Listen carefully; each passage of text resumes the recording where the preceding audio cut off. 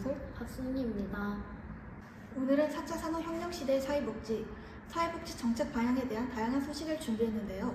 그중 첫 번째 소식부터 만나보겠습니다. 첫 번째 소식입니다. 요즘 4차 산업혁명의 대표적인 기술에는 인공지능과 로봇, 사물인터넷, 무인 운송수단, 나노기술과 가상현실 등이 있습니다. 실제 사례로 자세히 살펴보겠습니다. 첫 번째 사례는 2011년 IBM에서 만든 인공지능에 탑재된 슈퍼컴퓨터인 왓슨입니다. 왓슨은 미국의 유명 퀴즈쇼 제퍼디에 출연해 74연승을 거두었으며 이외에도 의료기관에서 쓰여지고 있는데요.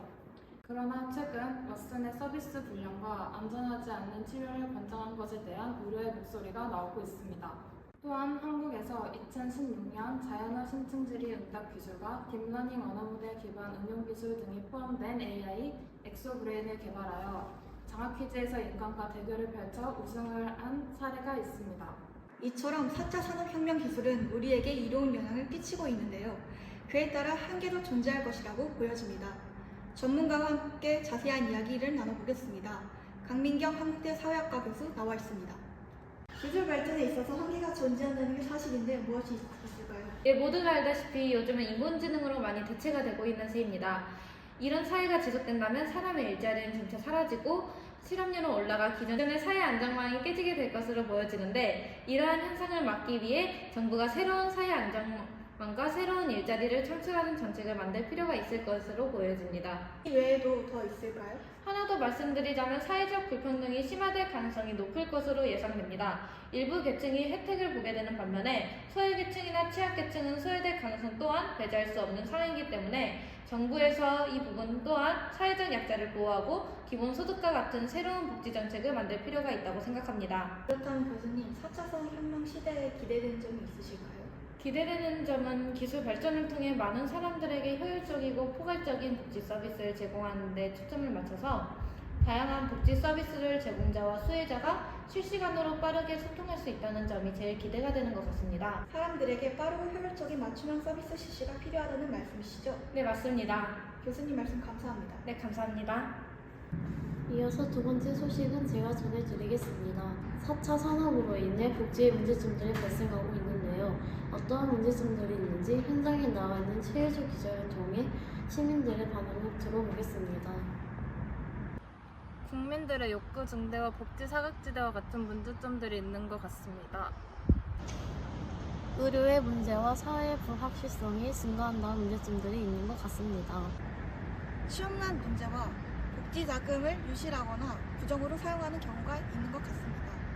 인터뷰 결과 많은 시민분들은 4차 산업으로 발생되는 문제로 국민들의 욕구 증대와 복지 사각지대 문제, 의료 문제, 취업난, 복지 자금 유실 및 부정 사용 등을 뽑았습니다.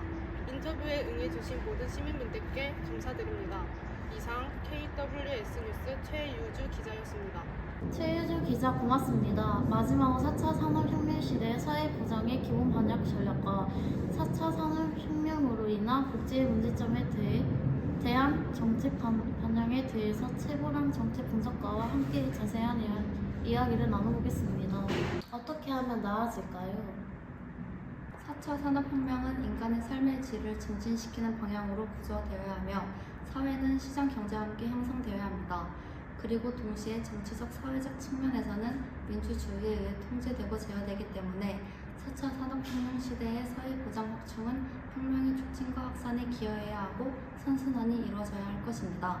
복지 문제점에 대한 정책 방향으로는 첫 번째, 사회의 불확실성 증가를 막기 위해 인프라를 지원하고 개인정보 유출을 최소화하는 익명성 기술을 뒷받침할 수 있는 법제를 마련하고 종합복지 행정체제를 확립시켜 삶의 질을 높여야 할 것입니다. 두 번째로는 국민의 욕구를 줄어들 수 있도록 시민들의 다양한 목소리를 반영하는 소통 채널을 활성화하고 맞춤형 서비스를 지원하는 것입니다.